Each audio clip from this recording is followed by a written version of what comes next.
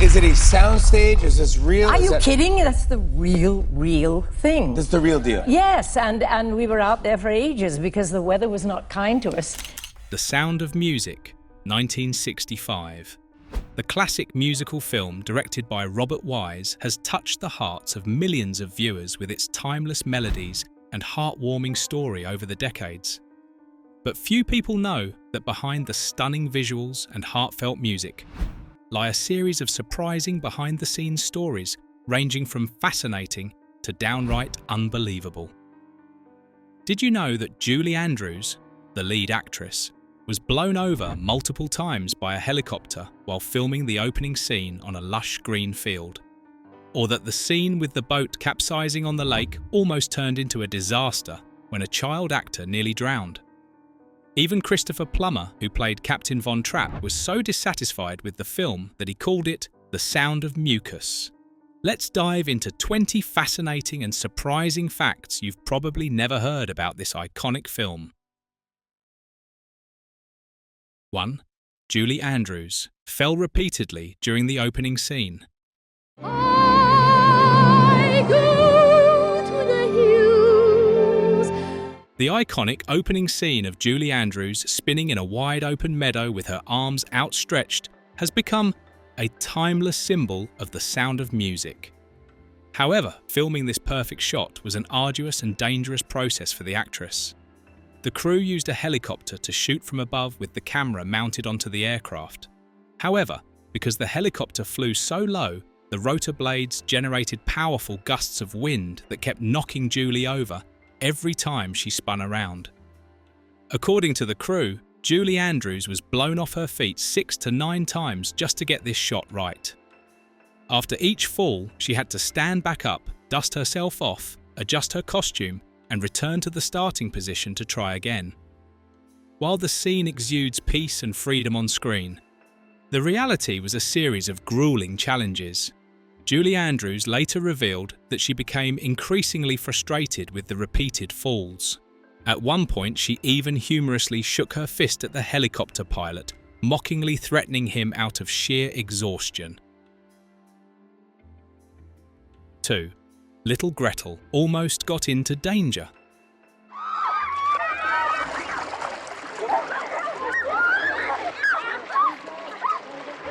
One of the scariest incidents during the filming of The Sound of Music involved Kim Karath, the child actress, who played Little Gretel.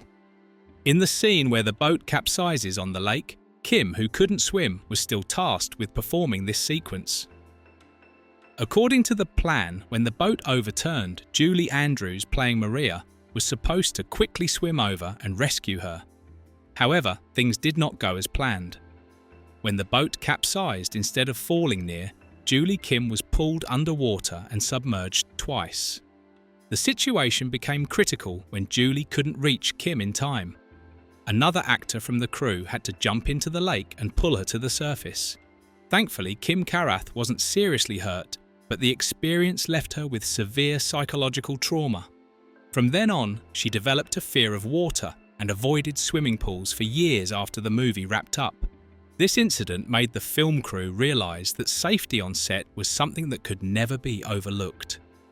It's hard to believe that a warm family film like The Sound of Music almost faced a major tragedy during production. 3. Christopher Plummer was drunk while filming Edelweiss. Edelweiss, Edelweiss. Christopher Plummer was not a fan of The Sound of Music. He openly referred to the film as The Sound of Mucus because he found it overly sentimental. However, despite his dislike for the script, Plummer delivered a memorable performance, especially during the emotional scene where he sang Edelweiss. What most people don't know is that he was completely drunk during this scene. To calm his nerves before filming, Plummer consumed alcohol. He felt immense pressure performing such an emotional scene in front of a live orchestra and a simulated audience. By the time the cameras started rolling, he was 3 sheets to the wind, a polite way of saying he was very drunk. Julie Andrews had to quietly support him in certain moments to keep him steady. 4. the Von Trapp family did not cross the mountains as shown in the film.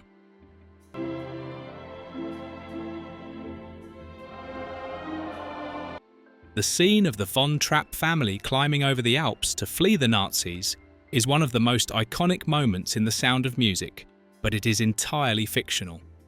In reality, the family never climbed any mountains. They simply boarded a train to Italy. Salzburg, where the family lived, is not near the Swiss border. If they had actually tried to climb the Alps as depicted in the film, they would have ended up in Germany, the very place they were trying to escape. Maria von Trapp, the real-life inspiration for the story, once joked, "Did Hollywood not study geography?" In truth, the Von Trapps left Austria by train and never faced any perilous terrain. The mountain climbing scene was a Hollywood invention to add drama, but it left a lasting impression on audiences and became one of cinema's most iconic images. 5. Maria didn't love Captain Von Trapp at first.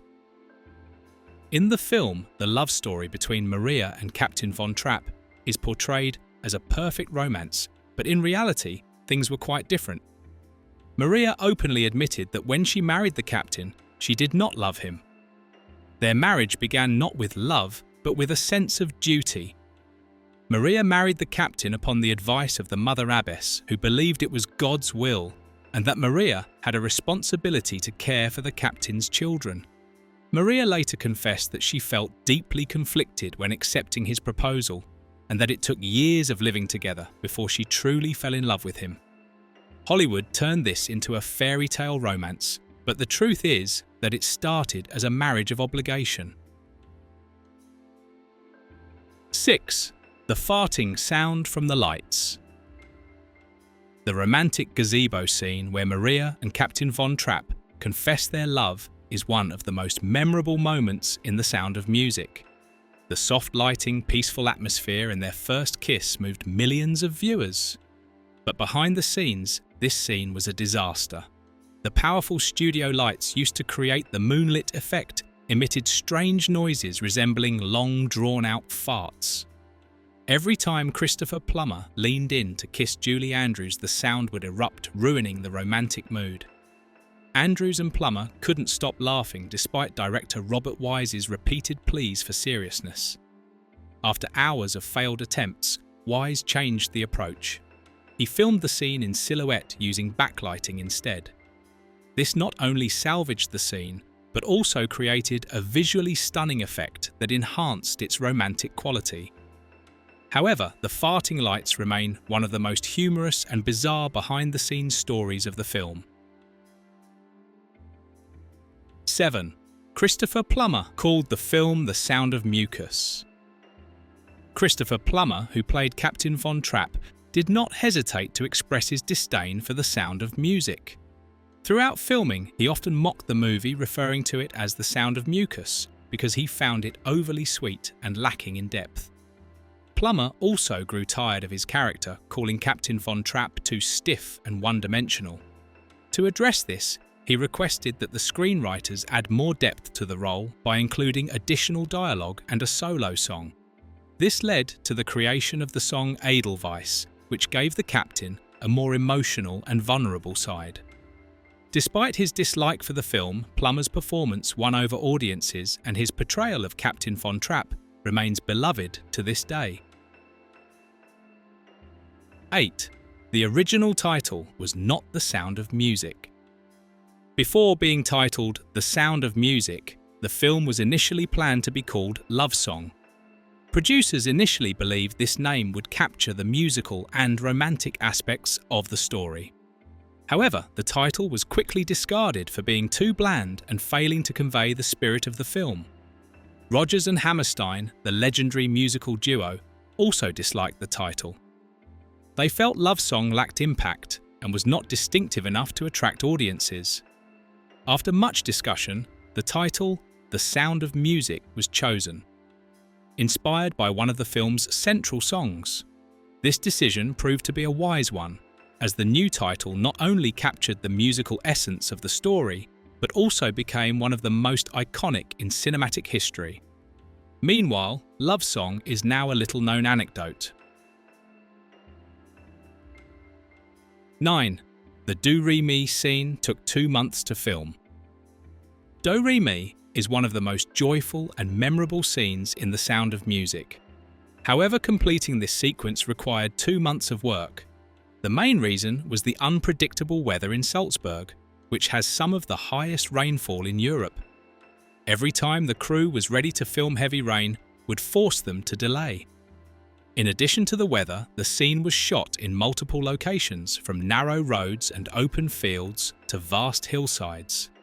Transporting equipment and the cast to each location consumed a significant amount of time. Moreover, the child actors had to rehearse their choreography and singing repeatedly to perfectly match the music. Despite the challenges, the result was worth the effort. The Do-Re-Mi scene captured the happiness and connection between Maria and the Von Trapp children, becoming one of the film's most iconic moments. 10. Nicholas Hammond grew too tall, causing problems for the crew.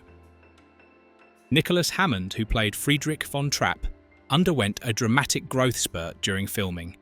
At the start of production, Hammond was approximately 160 cm tall, but within 6 months, he grew an additional 15 cm, reaching 175 cm.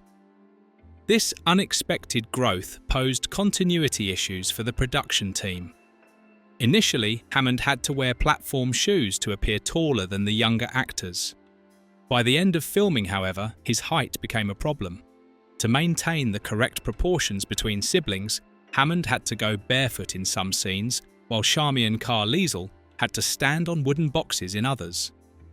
Hammond's sudden growth created some logistical challenges, but it also became a humorous behind-the-scenes anecdote that added to the film's charm.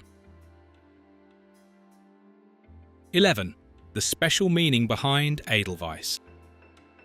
The Do-Re-Mi sequence is not just a fun musical number, it has become a global cultural phenomenon. Although it took 2 months to film, it is one of the most beloved scenes in cinema history, cherished by generations of viewers. The scene not only conveys the joy and bonding between Maria and the Von Trapp children, but also demonstrates the unifying power of music. Every smile, dance, step and note was carefully choreographed and rehearsed. Julie Andrews and the child actors spent weeks perfecting their movements and harmonies to match the energy of the song. After the film's release, Do-Re-Mi became a cultural mainstay performed in schools on stage and even in music classes worldwide. Its simple yet vibrant melody has transcended the screen to become a universally recognized anthem of happiness. 12. The close bond among the child actors.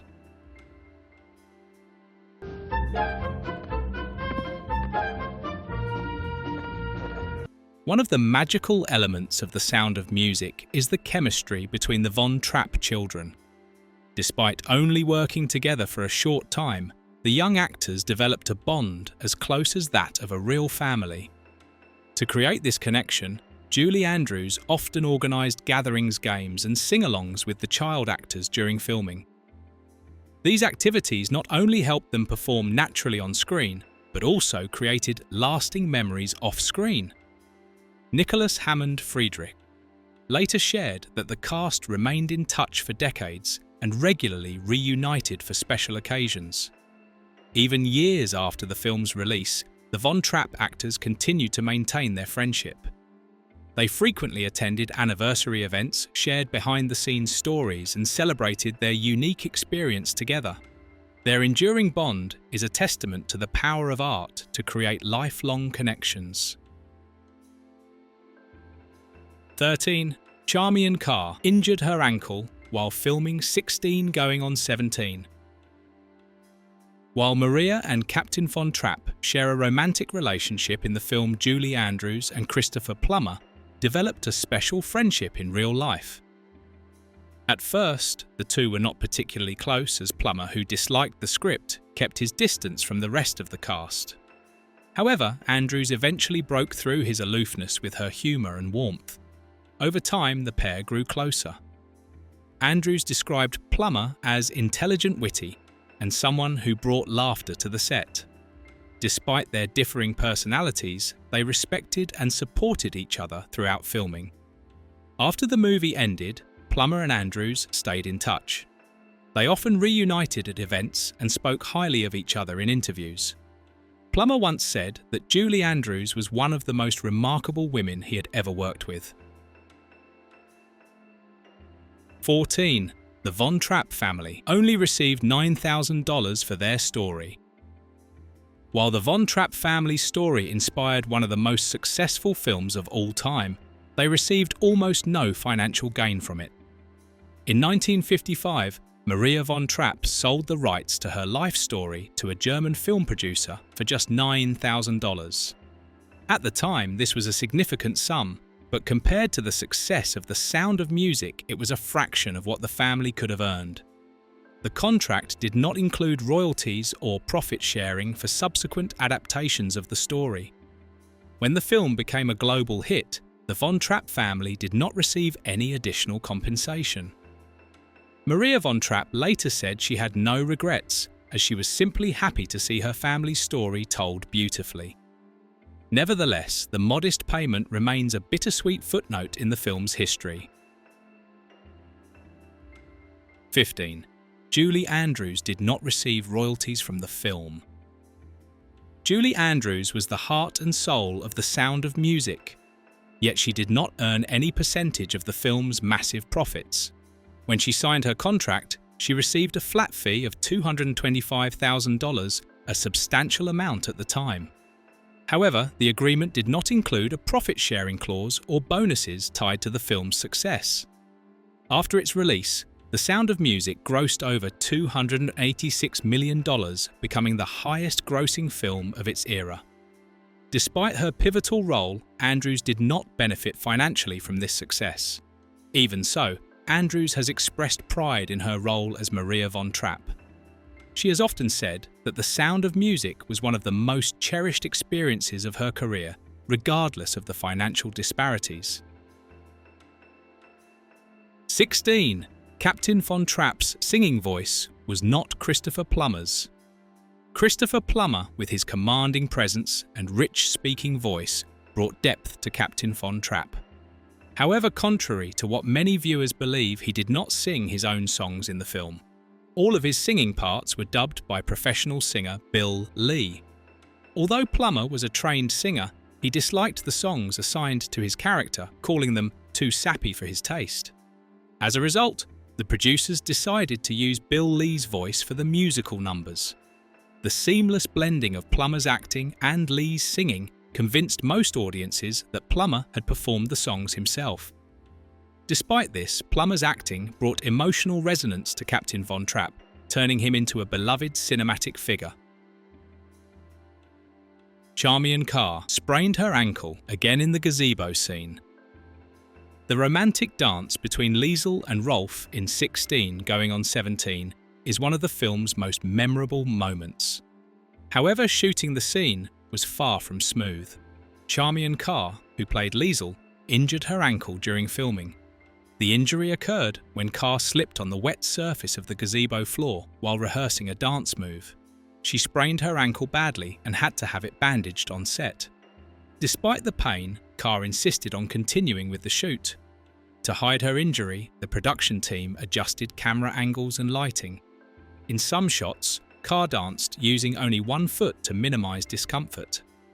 Her dedication ensured that the scene was completed, and it became one of the film's highlights.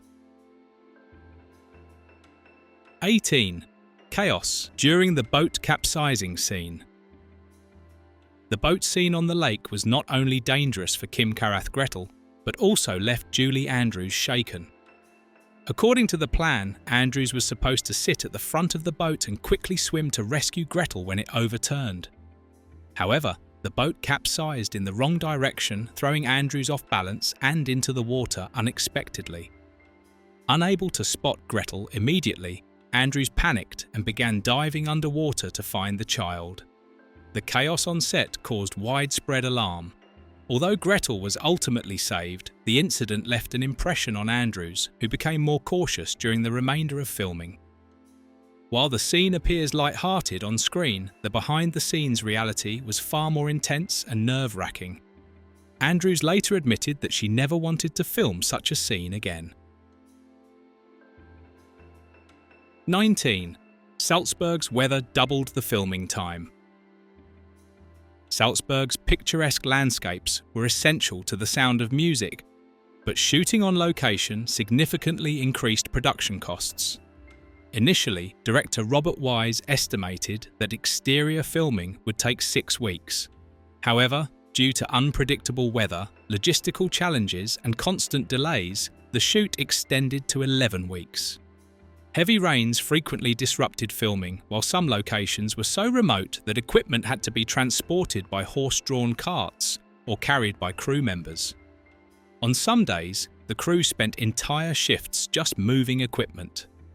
The additional expenses for lodging meals and hiring extra personnel strained 20th Century Fox, which was already recovering from the financial disaster of Cleopatra 1963. Despite these setbacks, the breathtaking Salzburg scenery proved invaluable, giving the film its timeless visual appeal. 20. The director initially rejected the project. Before Robert Wise took over as director, The Sound of Music was initially offered to William Wyler, an Oscar-winning filmmaker. Wyler declined the project after reading the script and watching the Broadway musical. Wyler felt the story was too light-hearted and lacked dramatic depth. Additionally, his deteriorating hearing made directing a musical particularly challenging. When Wyler received an offer to direct The Collector, a dark psychological thriller, he left The Sound of Music behind. This decision paved the way for Robert Wise to step in. Wise not only embraced the project, but turned it into a cultural phenomenon. Wyler's rejection ultimately proved to be a blessing, ensuring the film found its perfect director. These surprising, humorous, and sometimes shocking behind-the-scenes stories highlight the challenges and creativity that went into making The Sound of Music. Despite the obstacles, the film remains a timeless masterpiece, continuing to captivate audiences around the globe. Thank you for reading. If you love The Sound of Music and enjoyed these fascinating facts, don't forget to like, subscribe, and hit the notification bell to stay updated with more amazing content. See you in the next post.